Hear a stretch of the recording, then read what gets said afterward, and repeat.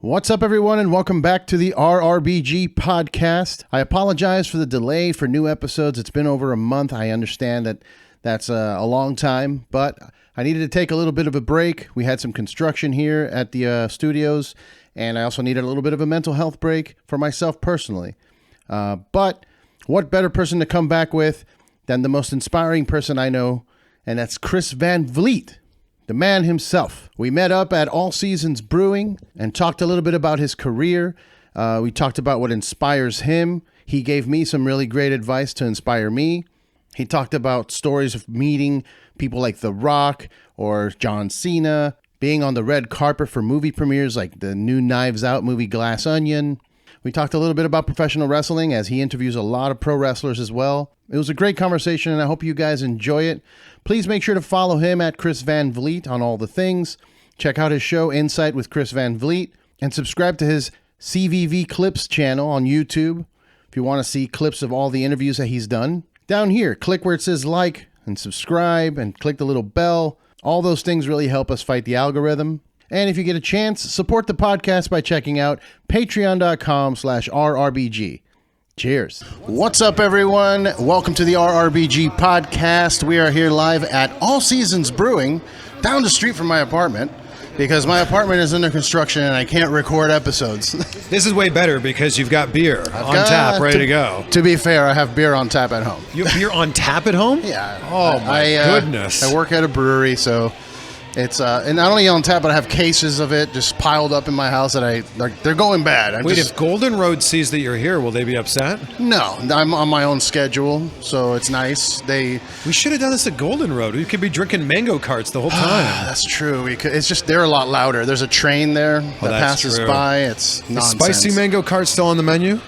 It is. That thing gets me every time. Yeah, I can't drink it. I can't drink it. It's too spicy. Really? I'm like this. I'm like the worst brown person you've ever met. So, mild is too spicy for you? No, mild is good. Medium is where it gets weird, and I start sweating and stomach aches, and I'm like the dude from Dumb and Dumber. I forget his name. He's got to take the pills. Yeah. And he ends up dying from they give him the wrong pills. I forget how that. That guy. I actually met him at the Smokehouse in Burbank. Oh, wow. He was just there chilling. I was like, you're the bad guy from Dumb and Dumber. Anyway, I haven't given you a proper introduction.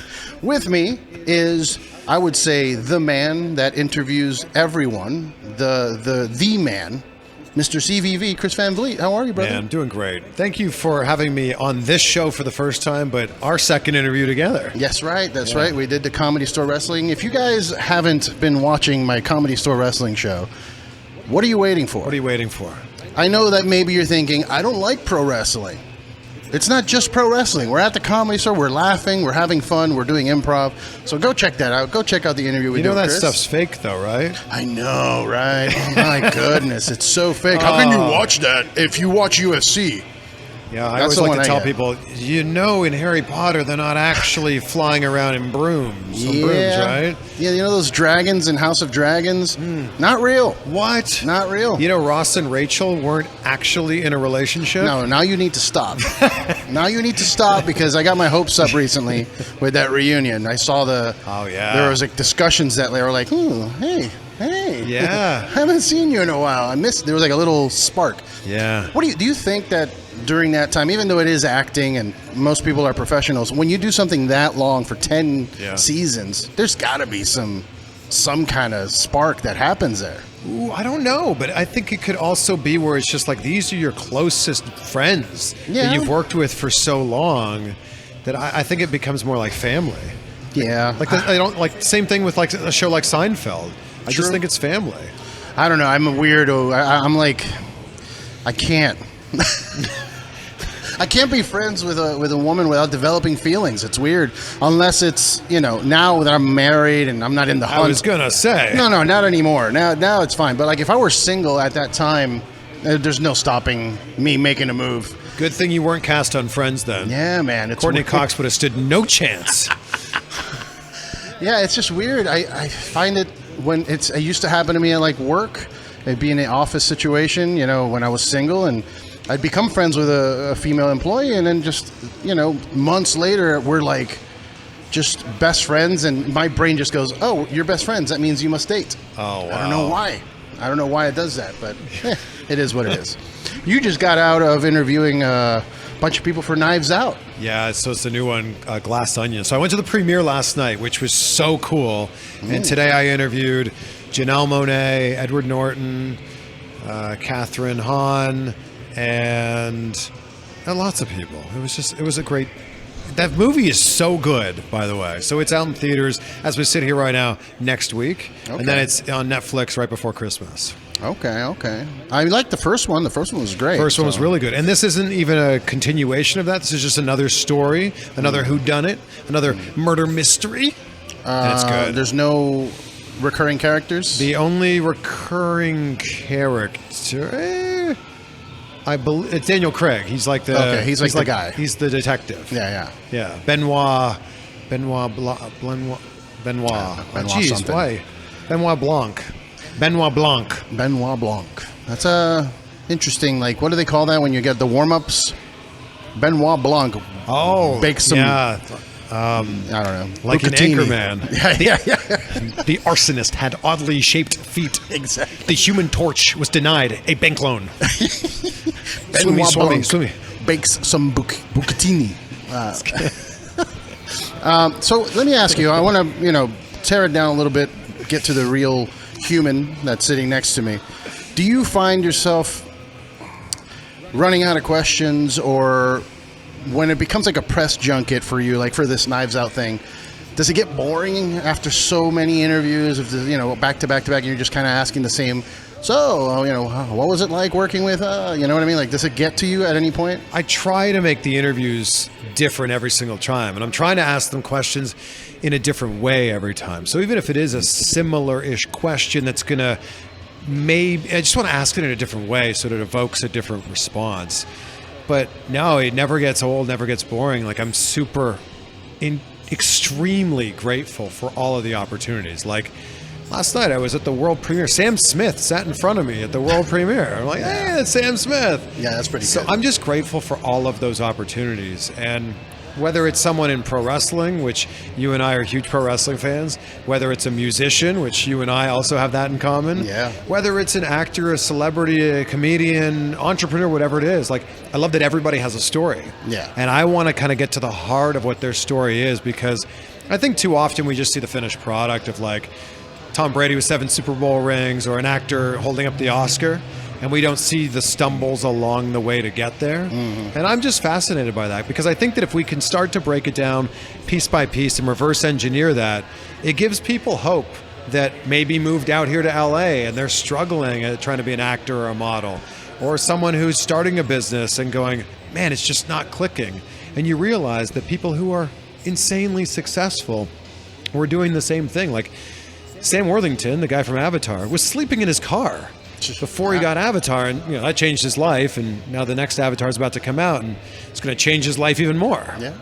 Well, I mean, most of the comedians at the Comedy Store are sleeping in their cars too. So.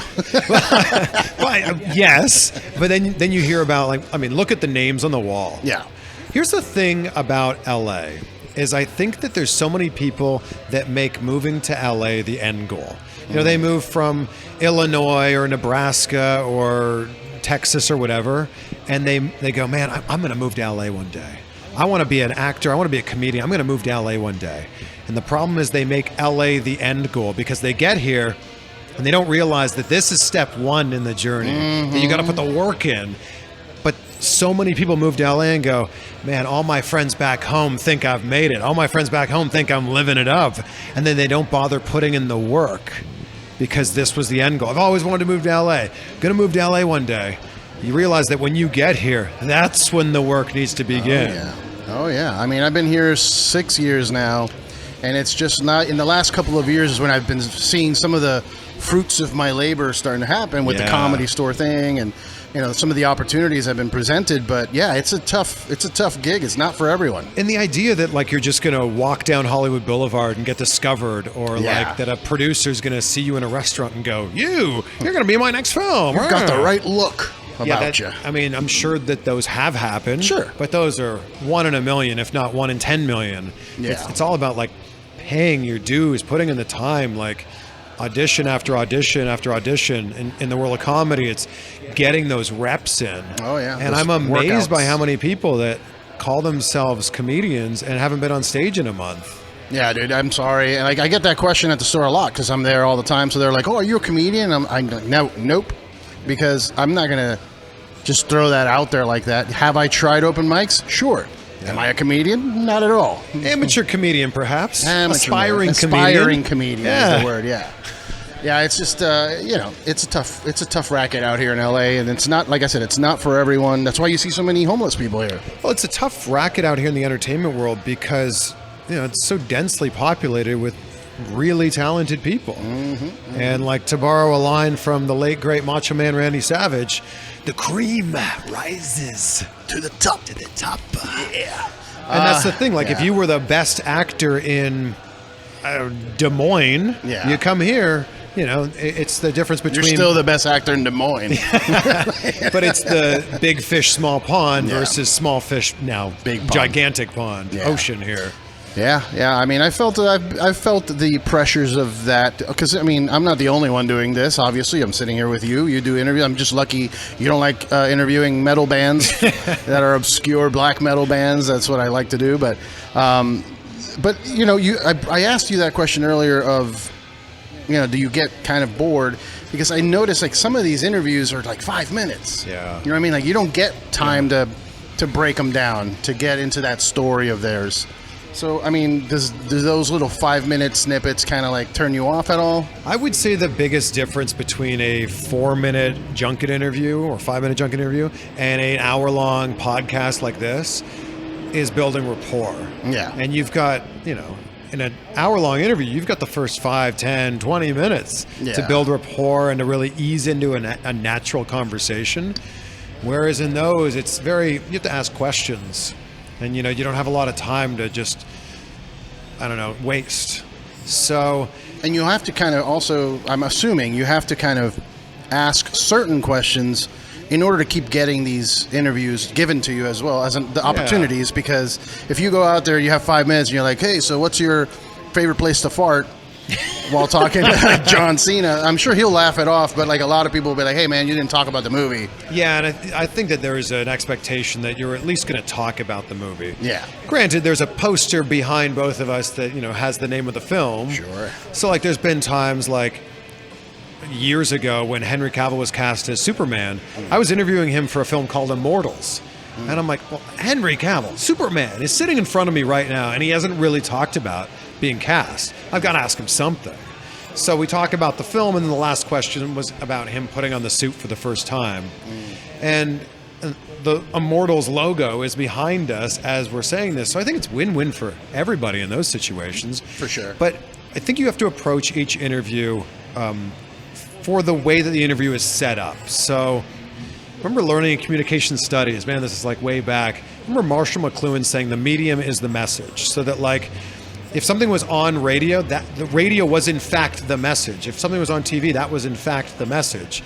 So I think that you have to look at this of like, the medium here is this a 90-second red carpet interview where you're going to get maybe a question or two? Is this a 4-minute, 5-minute junket interview where you're going to get maybe 4 or 5 questions? Or is this an hour-long podcast conversation? And I would structure my questions to make sure that it fits with each different scenario that's in front of me. Yeah. Okay. Yeah, I mean that makes sense to me. Like I just obviously, if I were to get presented with like, hey, you got 5 minutes with The Rock, I'm gonna take it. It's obvious. And that's, yeah, you are. There's no doubt in my mind that I would take it. But obviously, I would want to have him for like an hour. You know what I mean? We all would. And that's where my internal battle comes with some of these. Like I get PR people messaging me, emailing me like, hey, you got the singer from Foreigner for 10 minutes, and I'm just kind of like, well, it's a podcast.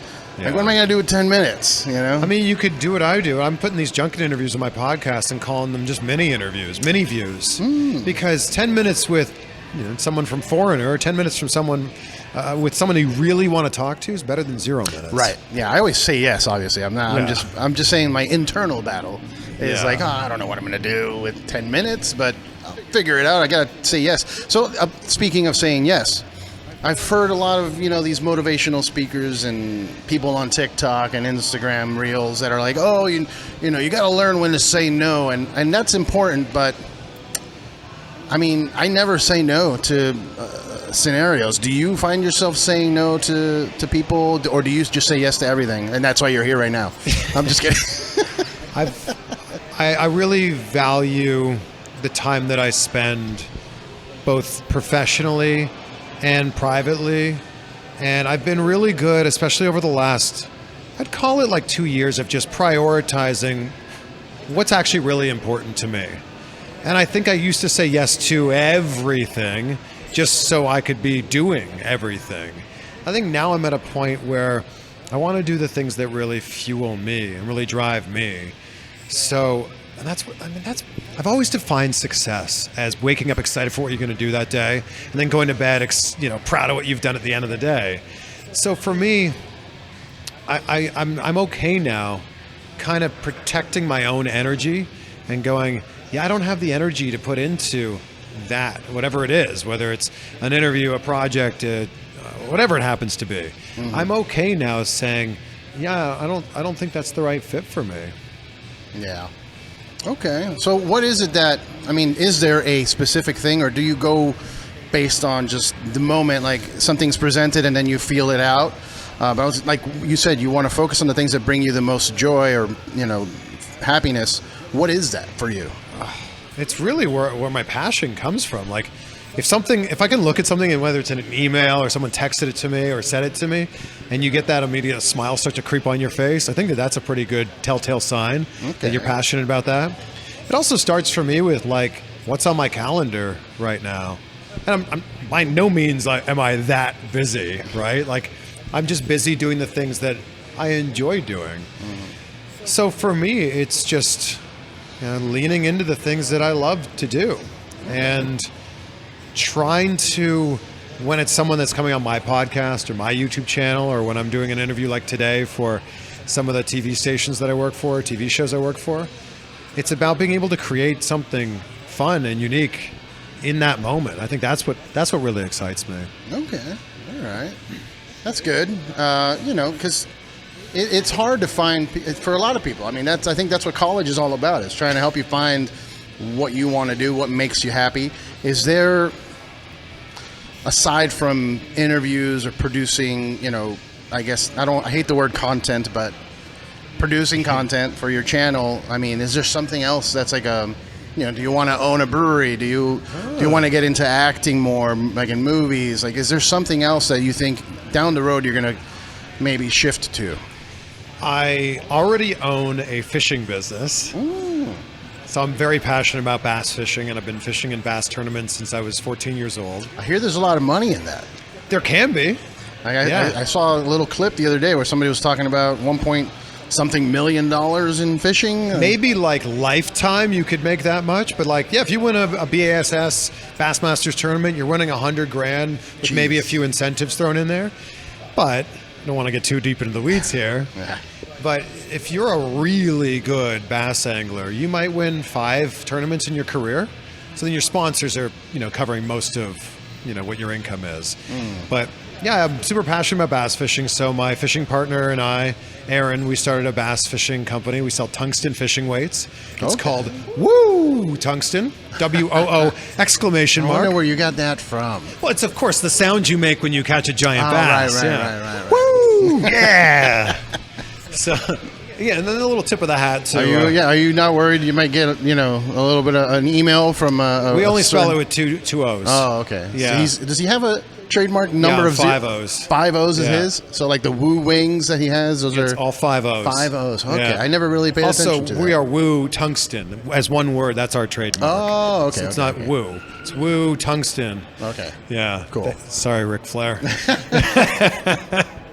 He was on my show recently, and I was talking with my business partner, and I was like, should we tell him? Should we tell him about Woo Tungsten, or should we not? I don't know. And we went back and forth for a few days. I'm like, I think we should not. I think we should just not tell him about it. Yeah, we didn't. I think it was probably a good move. Yeah. He'd probably be like, well, you're going to be hearing from my people soon. And his people, like Conrad Thompson would send me a message and be like, I hear you have a company called Woo Tungsten. Yeah, Rick wants a piece. What are we doing here? We'll put his face on all the tackle boxes and... oh, we might be onto something here. Yeah, just get our Ric Flair tackle boxes. Yeah. So that's cool. I think that's one thing, but I think I just want to continue to... I love creating content. It was always my dream growing up to work in broadcasting. And I've been so fortunate to be able to work as a television host for my entire career ever since I graduated from college. So it's doing more of that. I would love to do more acting, and I've been in a few things, and I'm sure I'll continue to every once in a while be in a few things. But it's just, I've seen so many of my friends move out here. It's the conversation we were just having. Yeah. And they're struggling. Like, they're struggling to get auditions, and then it's so many, you've got to play the numbers game of so many auditions till you get a yes. Yeah. And I don't know if I want to play that game. It's At a least lot. not right now. It's a lot. If you can establish yourself as a, like, I don't want to say brand, but just a personality, I guess. Yeah. To where they know who they're getting when they bring you in. But I mean, you still got people like, let's say, Bobby Lee or Andrew Santino are still having to do reads and auditions and stuff, even though they are established, names. But they're at least getting, they're not getting these open calls, right? Like, their agent is going, hey, they're looking for a Bobby Lee type. Yeah. And then you go in. Or like Joe Coy, like, there's a lot of, I think Kevin Hart's at the point now where they're hiring Kevin Hart because he's Kevin Hart. Sure, yeah. But I have a lot of people that are sending me emails that have seen what we've been doing on social media and growing those accounts. And I've had a lot of people that are like, how could we do this? Like, how can I do this? Yeah. So I've been doing a little bit of consulting and a little bit of coaching. I think I want to lean into that a little bit more. Yeah. I've always loved helping people. And if I can take what I've learned in my life and in my career and help somebody else who's maybe at step 1 or 2 on this journey, and I'm at step 4.5 or something, I can show them, what's worked for me, and I think more importantly, what hasn't worked for me. I think that's a really big part of it. To me, that's the biggest part of it. That's whenever anybody asks me for advice, like, that's usually, I'm like, well, don't do this. That's good. Yeah. Definitely don't do this, because that's what I did, and oops. So yeah, that's. I think I may write a book one day. Yeah. That's been in the back of my mind for like a year or two. This is an exclusive for you. Oh, there we go. I've been thinking about it, been talking about it, and it's just like, I think the only thing in the back of my head is, will people buy it? Yeah. Well, you got a fan base, obviously. You've got a lot of people following your channels, and I think people would definitely There's buy it. people that listen to the podcast and watch the YouTube channel, but would they buy a book? They'll buy an audiobook for 99 cents on Audible. I'd do that. Yeah, we'll do an audiobook for sure. Yeah, I mean, definitely. If it's a book, I mean, obviously your like life story, a bio, It's not about me. Nobody wants to read the Chris Van Vliet like story. that's a little okay? different. But No. like if you're, giving keys to the type of success you've achieved, I'm sure a lot of people. I mean, those self-help books are very big business. I did a podcast episode a few months ago, solo episode, and I do like 1 or 2 a month, where it's just me talking like straight to the audience, sharing some thoughts that I have. I did one the other day, actually. It was the 3 words that John Cena told me that changed my life. Control the controllable. It was such a big thing. Like, you don't have control about all these things that are happening in your life, but what you do have control over is how you react to everything that's happening in your life. You have full control over that. I did another podcast episode a few months ago where I called it, What the F Are You Waiting For? Like, you want to do all these things. You want to start a podcast. You want to start a comedy career. You want to become an actor. You want to do all these things. And all you've ever done is talked about wanting to do those things. You got to do it. What are you waiting for? Yeah. Like, what are you waiting for? Like, why won't you take that first step? And then once you put that one foot in front of the other, it's that much easier to do it. Yeah.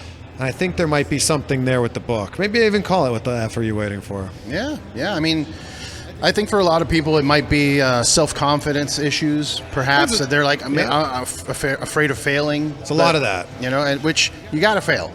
If you don't fail, then you don't know that you're succeeding, I don't think. Like I've only gotten to this point because I failed a lot, but you just keep going and keep trying, and that didn't work. Let's try this and let's move along and adjust and all that. But yeah, I totally get it, man. I mean, that's how I started this show, is just, I want to do it. I've been a guest on a couple pods, I might listen to them all day. What am I waiting for? And boom, I just what do I need to buy? This, and you start small, too. A lot of people don't start small, and that's another, I think, thing that stops them.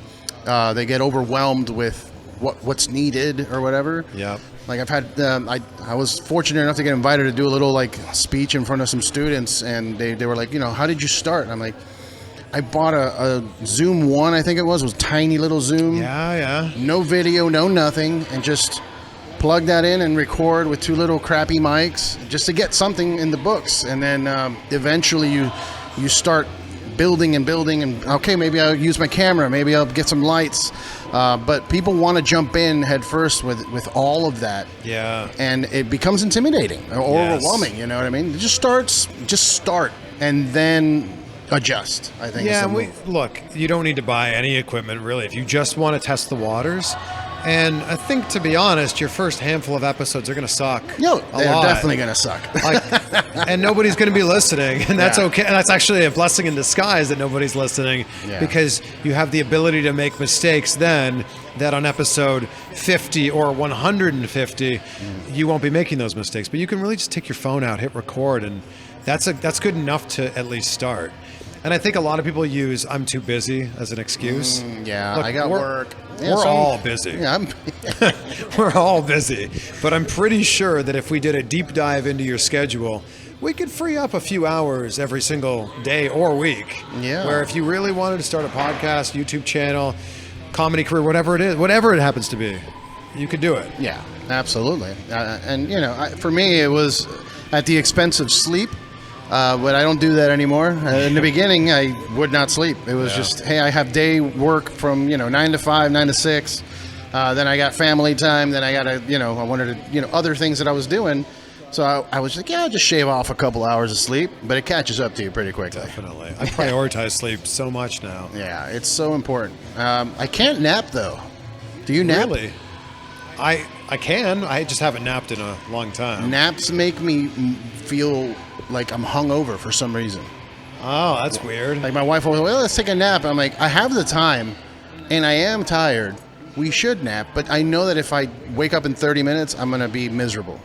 Oh. My body just wants to do the whole 8. Like it doesn't. The short spurts of sleep just don't work. Like just keep working until you pass out, and then rest. Then that was always my mentality. But it's this is my first episode in like a month and a half. It started off because I was having construction issues at the building. It's just been a nightmare there. We're getting out of there soon. But then afterwards, it just kind of, I started realizing like, man, I've been going nonstop for years. Every week there's one of these episodes, and now with the comedy store, it's weekly episodes with that. Plus, I still have the day job and family and dogs, and eventually you just burn yourself out completely. You know what I mean? So what would be your advice for someone because that's LA. It's the go. You can't sleep. Sure. If you stop looking at your phone or if you stop posting stuff, you're going to become irrelevant. What would you tell somebody in that world? Like, do you really think that we need to be going full speed until we get to a certain level? I think you got to prioritize the things that are important to you. And I think that far too often, the really important things, which are family or like when was the last time you called your mom, I think that those things unfortunately get put on the back burner. I will say though that like that idea of like hustling all the time, you can't keep that up for very long. Like there's going to be a point where you're going to burn out or you're going to drop the ball on something that's really important because you're not well rested enough. So I would say just put your energy into the things that are like the top priorities. And it's different for everybody, right? Yeah. So my priorities are probably different from your priorities or different from anybody's priorities. But I think it's find what's important for you. A lot of people's priority is probably like paying rent or paying the mortgage. Yeah, probably. Spending time with your boyfriend, girlfriend, husband, wife, spending time with your kids. Like, I think that those are important things. And I think that there's like some auxiliary things that you either get invited to or they're like time sucks that pull on your time, and you know that. And I think it goes back to what we were just saying. Like, it's important to be able to say no. Yeah, I'm getting better at it, but I'm also, it's hard to judge what opportunities, because like I come from an old school like punk rock mentality, where we were playing in a band and in front of like 10 people. Yeah. You have to give it 110%, even if it's just 3 people, in order, because you never know who those 3 people are. One of those 3 people could own a record label and could sign your band. So you want to give the best performance every time. So for me, it's always about I gotta give it my all, no matter what. And it's hard. It's hard because, like, you know, here in LA especially, you get invited. Hey, you want to come to Malibu to this networking party? And you're like, no, I don't, but I should. I think I should. I don't know. Using your example of like playing in front of 3 people at a punk rock show, if you're passionate about music, doesn't matter if there's 3 people there or 1,003 people there. Yeah. And I think that's the thing. You know, if the networking party doesn't really speak to you, and you think it might be a better use of your energy to just kind of recoup, get to bed a little bit early or something, I think that it's the right call then to say no. Yeah, I hear you. It's lean into the things that really excite you. Yeah. Like if something feels like it's going to be taxing, and you have the ability to say no and still keep your job or keep your relationship, like, I'm sure you don't want to go to every wedding your wife invites you or gets invited to, you know, but like, you know, for the greater good of that relationship.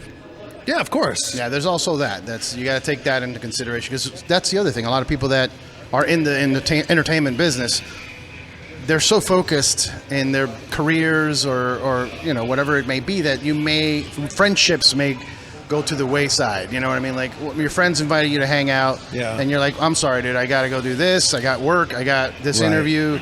Sorry, can't make it. But now you're like sacrificing friendships or relationships with people too. So that's a little weird. Yeah, and I just think it's a fine balance. Yeah.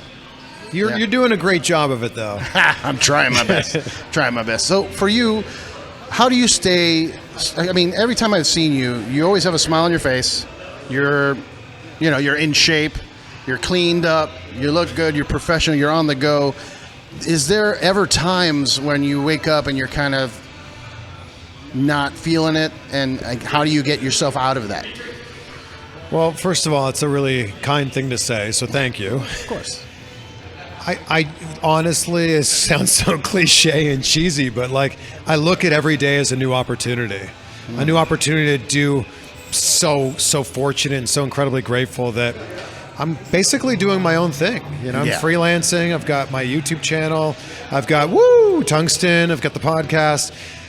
I'm fortunate that I'm doing things that excite me every single day. So sure, there's lots of days when I wake up and I'm thinking, man, it'd be great to stay in bed for an extra half hour, an extra hour and a half.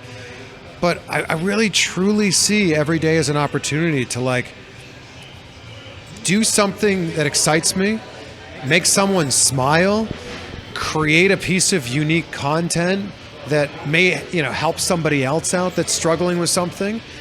And I just look at that. Like, we have the choice every single day to focus on the bad things or to focus on the good things. Like, that's a choice we can make every single day. And I just don't want to be someone who focuses on the bad things that are happening. I'd rather focus on the light that's coming in, because in a room of darkness, just a little sliver of light is going to brighten up that entire room. And I'd rather look at that.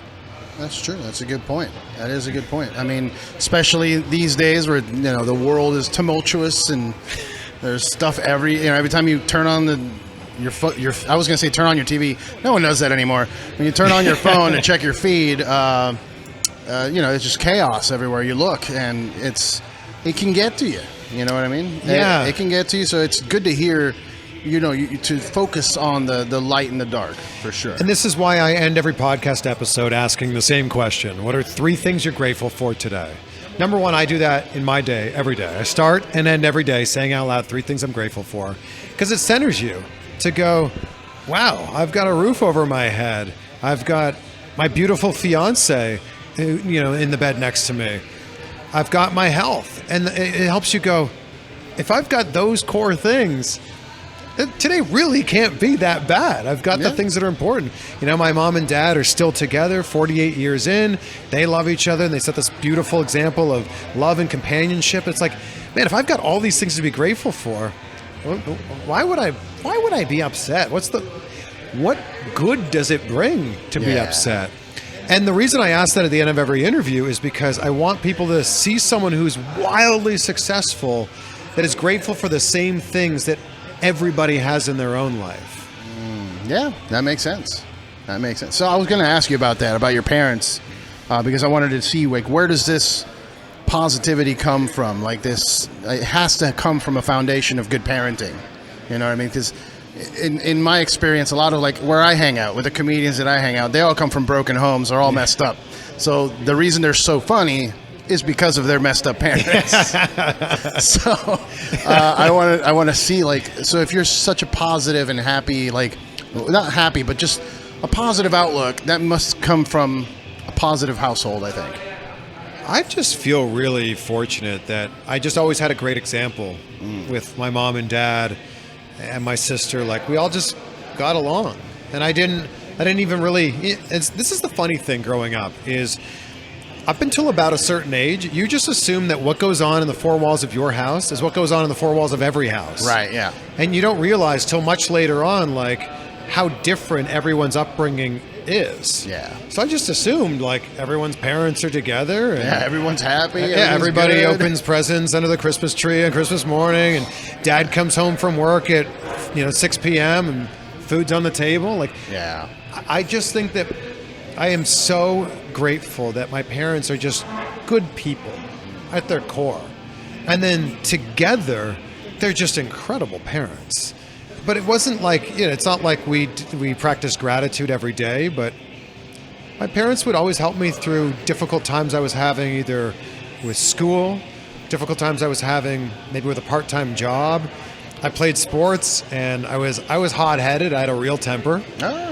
I was trying to get to big time. There's got to be one. Oh, there's all kinds of them. Yeah. I played baseball, and I would argue balls and strikes, and I would get up in the umpire's face. Very competitive. I would get right up to the point where I would get kicked out, and then I would just end the argument. I would never really yell, but I would just very calmly be like,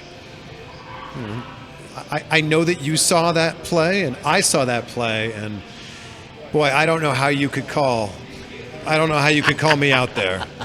I'm just saying. Yeah. If we had a video of this, we would watch that back, and you would see that I was safe. But you called me out, and that's okay. That's your job. You can do that. And you have done that, and I can't change your mind here. But I just want you to know that you're wrong. And that's going to be the last thing I say about this. Okay. All right. I can see that. I can see some sort of a pro wrestling even that, character. It was very polite. That's very demeaning, though. That's very, I'm talking down to you, like you're the authority, and I'm going to walk right up to that line of, like, if I say these things, I'll get kicked out of the game. Yeah. But if I say these other things, I just come across as a smart-ass kid. Yeah. That's interesting. I mean, and I know you've probably picked up a bunch of cues from pro wrestling in terms of promo.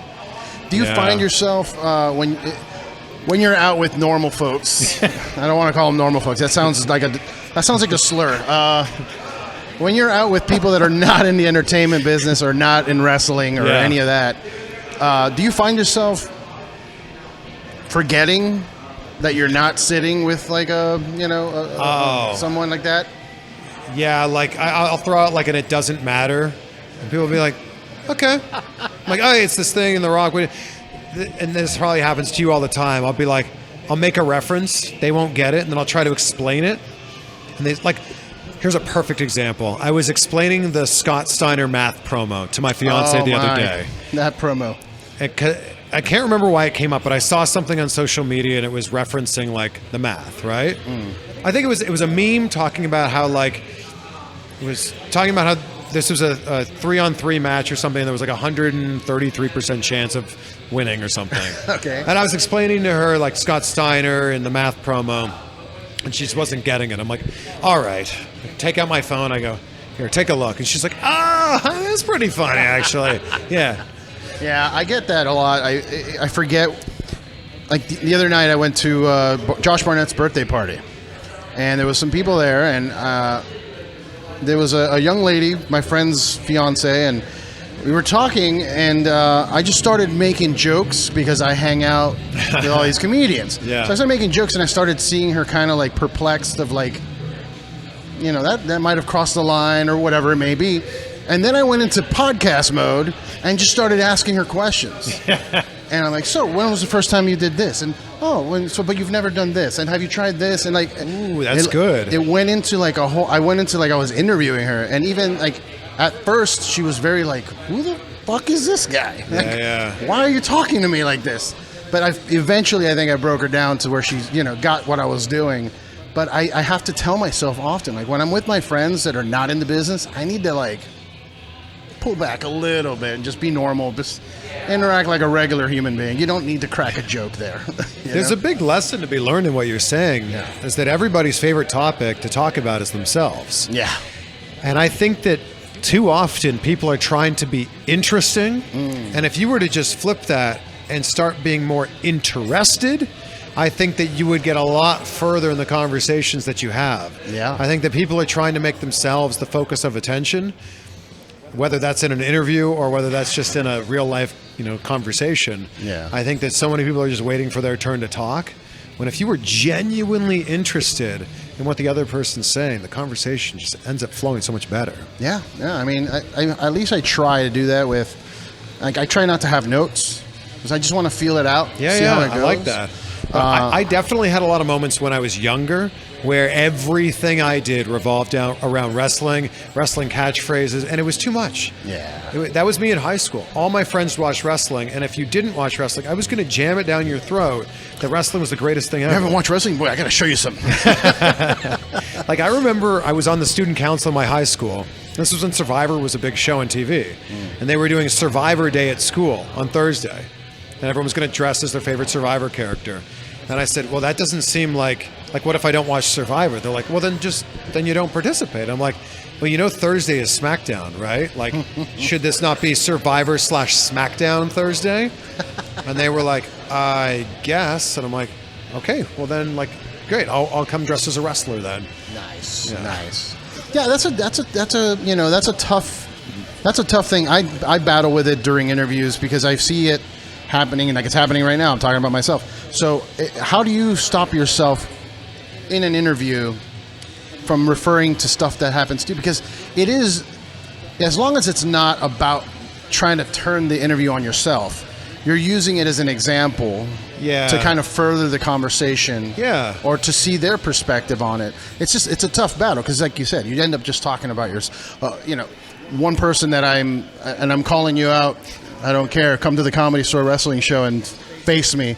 But Wade Barrett's commentary, I don't know if you've noticed, but ever since he got on TV now for the main roster, everything is about him. Oh, when I was in the ring, That was a good Wade Barrett. No, I don't have the accent, but that was good. I was in the ring doing, with this guy, or when I was there in my career. Like I've noticed, almost all his commentary is about referring to himself and his time in the business. And I would have to think everything in WWE is so produced that must be somebody saying, like, you're on the commentary team because you've been in the ring. And I think that we grew up, like, I didn't realize for many years that Jerry the King Lawler was a wrestler, like, and still wrestling. To this day. Yeah, absolutely, right? But, like, his style of commentary was just calling what he saw. And I think that they must be saying something to him where they're like, hey, you're not just our color commentator, but you're our expert.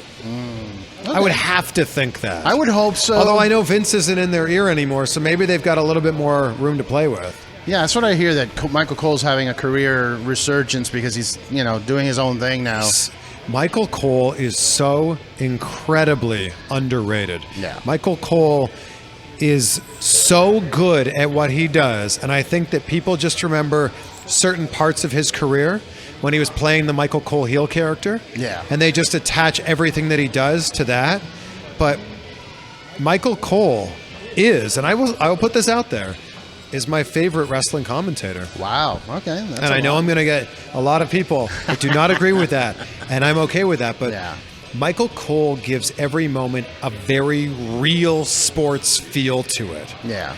Like, whereas JR is insanely talented, the voice of our childhood, but a lot of JR's commentary felt like wrestling commentary. And that's great if that's what you're into.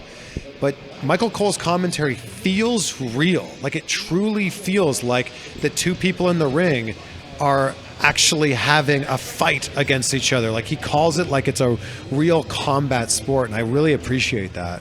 Yeah, I mean, I wouldn't put him as my number one, but I definitely always want him on the team. You know, I want him there. I think if there's going to be a team, he's one of the major players. He has to be there. Michael Cole is the Joe Buck of pro wrestling commentary. Okay. He could call any sport for any team in any city and make it sound like smooth and good. And exciting. Yeah. And I think that Michael Cole's the same, and in the same way also gets a lot of the same hate that Joe Buck gets. Yeah. That's true. For me, I would have to say I'm a big fan, and I wish we had more of him. Mauro. Oh, yeah. I wish we could get more. I understand he's got, his personal issues that keep him from being on the road all the time, but man, is he good. I will say that I love Mauro is incredible, and I actually watched him on TV in Toronto when I was on TV in Toronto. And Mauro's commentary of like boxing and MMA, I think it's actually superior to his wrestling commentary. He called the Floyd Mayweather Conor McGregor fight, and I didn't realize till like 3 rounds in that it was him. I am today years old when I found out that information. I didn't he calls it so very much like I was saying about Michael Cole, like just calls it right down the middle. Yeah. Whereas, you put it on a little bit for wrestling commentary. Sure, yeah. Well, he puts it on a lot of it. Yeah. His references are so incredible. Crazy references, poetry that he just comes out of nowhere with. I just like watching, like when they started showing those clips of him from the commentator's table. Yeah. He just genuinely looks like a little kid that's watching and freaking out the whole time. But like the and way I love that. Like just obscure references to movies that he throws in. He's like, he bolted out of here faster than the DeLorean in the 1985 film Back to the Future with Marty McFly and Doc Brown. That was a good Mauro. There you go. And I'm like, oh yeah, he did speed out of here at 88 miles an hour. All right, let's go back a little bit. We got on this topic with how do you control in your head referring to your experiences too much? Oh yeah, sorry, we did go off on quite a tangent there. Yeah, it's fine. We're wrestling fans, deal with it. I'm a big believer in the 80-20 rule. And I think that if it's my podcast and I'm asking the questions and you are my guest, you should be speaking about 80% of the time. And I should be speaking about 20% of the time. And when I put that down on the editing timeline and I look at the audio, it's usually like little blip for me, long blip for guest, little blip for me, long blip for guest. So I think that I will reference things, but I don't usually like to get into story time. If I'm the guest on someone's podcast, then sure, of course, that's what I'm here for. But if it's my podcast and I've invited you to be a guest on my show, I want to hear about you. Yeah. And I think that especially when it's like a top tier star, I don't think you can be like, oh, that reminds me of a time I did this thing with my buddy Jimmy. Right. Because George Clooney's going to be staring at you being like, okay. Cool. Yeah. So I think that that's the general rule of thumb for me. And also I am genuinely interested in anybody that I'm speaking with. And I might throw in just for a little bit of color of like, oh, I know exactly what you mean because this thing happened to me. And then it's just right back to their story. That's usually it for me. Okay. Now, let's get some quick fire questions. You got me in trouble last time we did this. Oh yeah, right. Sorry, guys. With who are your top 5 wrestlers right now? And I'm like, I should have prefaced that by going, well, nobody's going to agree with most of these. Yeah. Well, either you'll still get shit from people. That's just how it is. Yeah. But in a way, that trouble, isn't it just more... That was very interesting. Clicks, more... yeah, like people were like... it out there. How could you think Randy Orton's a top 5 wrestler right now? I was like, what? How do you not? And then people were like, I think you forgot The Undertaker and Stone Cold Steve Austin. I'm like, the question was current wrestlers who are currently active. Well, rumors are Stone Cold's getting another match, so love it. Maybe Stone Cold's an active wrestler. Sure. I guess technically The Rock's an active wrestler. I mean, when was his last in-ring? I think it was against Eric Rowan, WrestleMania 33. 3, 4. The 6-second match. I remember that match. Yeah, but that wouldn't even. That's his match. I wouldn't even count that. Really. No. I mean, Stone Cold had more of a match than that. So. Oh hell yeah. So. Oh hell yeah. Oh hell yeah. Yeah. What? What? All right. So the questions I want. Who was your very first interview? Very first of all interviews. So my very first celebrity interview was Chingy, the rapper Chingy. I've never heard of Chingy. Right there. I like the way you do that right there. Right there. Oh, that guy. Okay, Yeah. okay. And I had just got hired to work at MTV2 Canada. It was in Vancouver. And it was my second day of work. And they were like, you're going to spend the day with Chingy. You're going to follow him around. Like, we're going to pick him up from the airport. You're going to follow him around all day to like, it was autograph signing, some interviews. He went to like some clothing store, and then we drove him back to the airport, a concert, and then back to the airport. So that was my very first interview. And you like, at what point did you interview him though? Like throughout that? Yes, we did a little bit of stuff in the car. Although I have to be honest, the plan was to like get him in the car. He was giving us little bites of like, all right, we're off to this place now. We're off to this place. He was so exhausted because he was on a press tour for his album that we would get into the back of the car, like some, Suburban or Yukon or whatever it was, and he just fell asleep every time. Oh, man. He was so exhausted. Yeah. So there was a point where we actually had a 10-minute block of time where we did an interview together. And I thought it was awesome. And I remember watching it back a few months later and going, yeah, that wasn't so good. And I think there's a lesson there. And the lesson is if you're not constantly getting better, then it goes without saying that you're getting worse. But if you're not looking back at your stuff from 3 months ago, 6 months ago, and kind of just cringing a little of like, ooh, could have said that better. Yeah, then you're not headed in the right direction. Yeah, I cringe at most of my content. And I think that's a good thing. And I think people are afraid to watch back their stuff. Yeah. I think they're afraid to like see themselves on camera.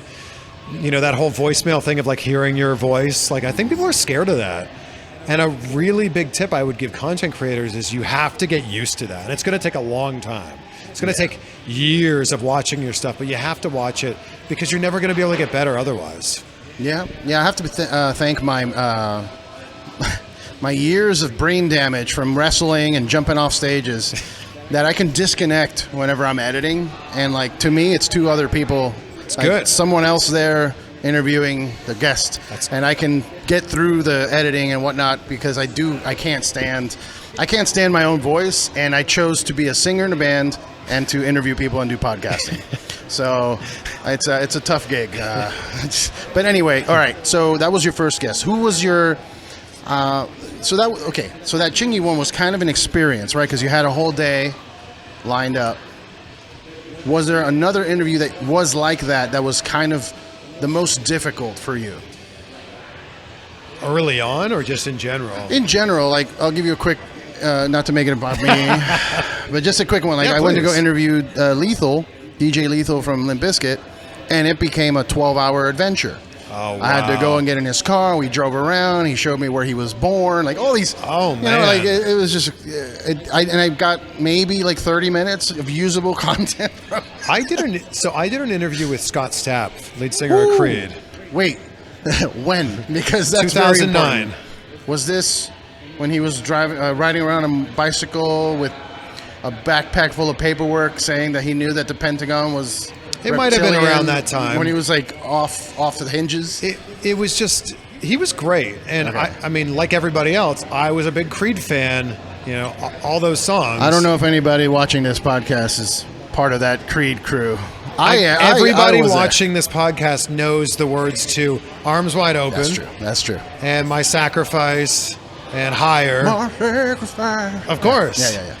So I interviewed him at that time, and we had I think we had 10 or 12 minutes to do the interview, and then the interview ended, and he just wanted to like just chat.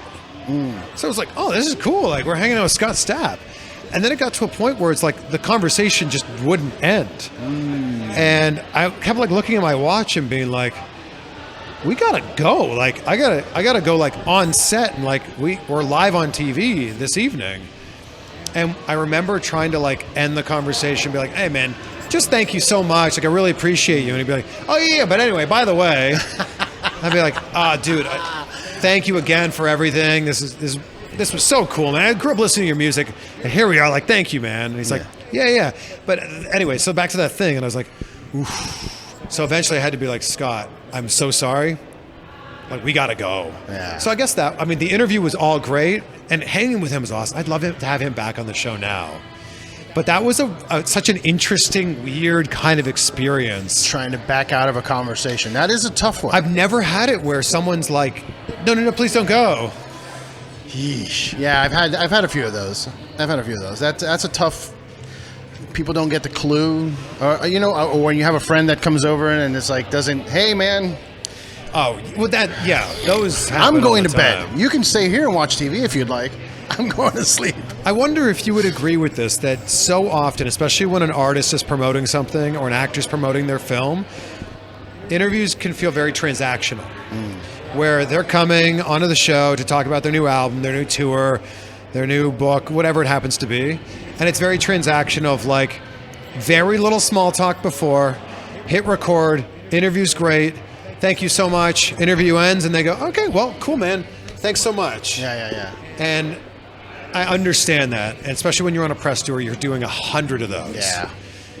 I always love when it actually feels like you hit it off with that person and you build some rapport, like you hit stop, like we're going to do. We'll have a beer and hang out here, unless you got to go. Do you have to go? No. Please don't go. No, I'm good. Tell me more. No, I'm yeah, and I always love when it is not a transactional experience. Yeah, to me, I like that too. There's a handful that I've had where planning an escape route, like figuring out how do I get out of this. Yeah.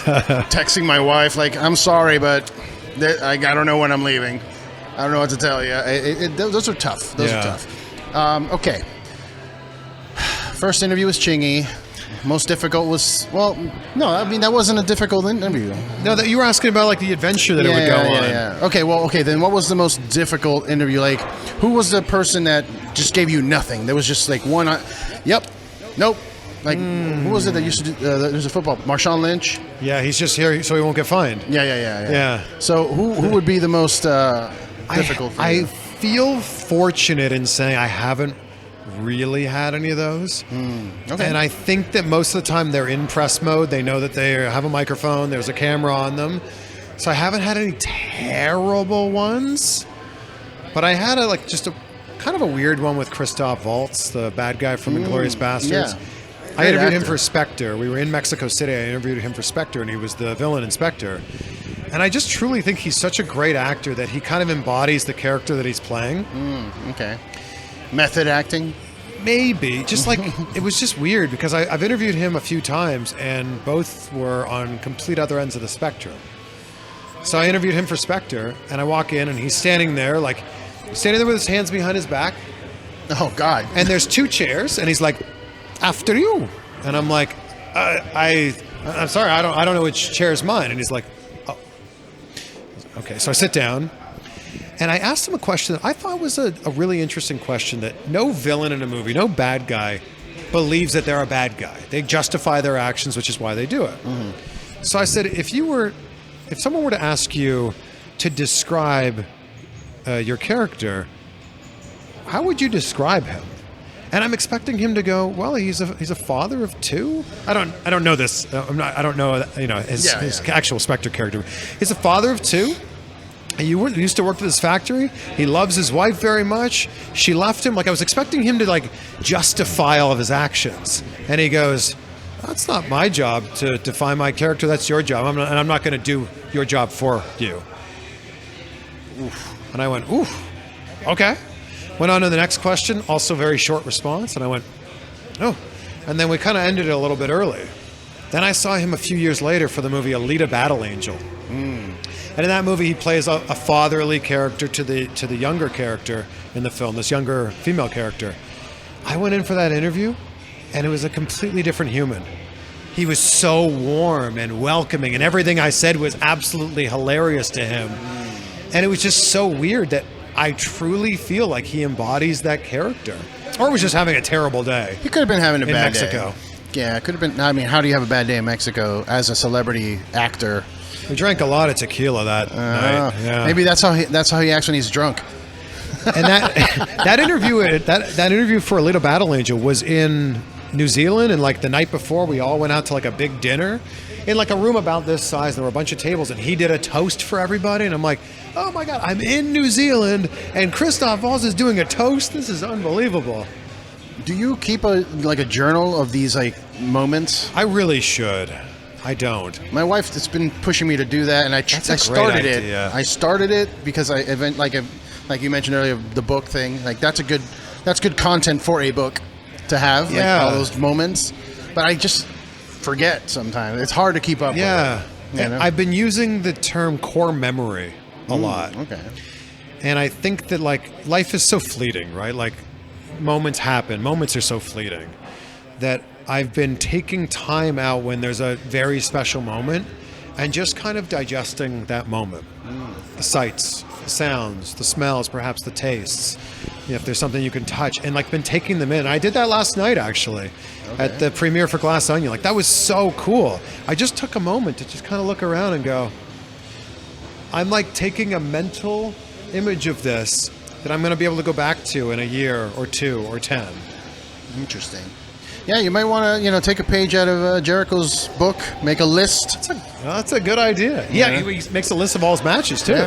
So you just made the list. Was that you think that's what the list was? In his the gimmick? No, he didn't create it. No, I know, but he had a list of all his matches, right? Yeah. So, do you think that's like the inspiration? That list of matches was the inspiration for have you heard the story? Jimmy Jacobs wrote the list when he was working for WWE. Okay. Jimmy Jacobs said, I want to create this part of your character where you're so petty that you create a list of these terrible things that people have done for you. Done to you.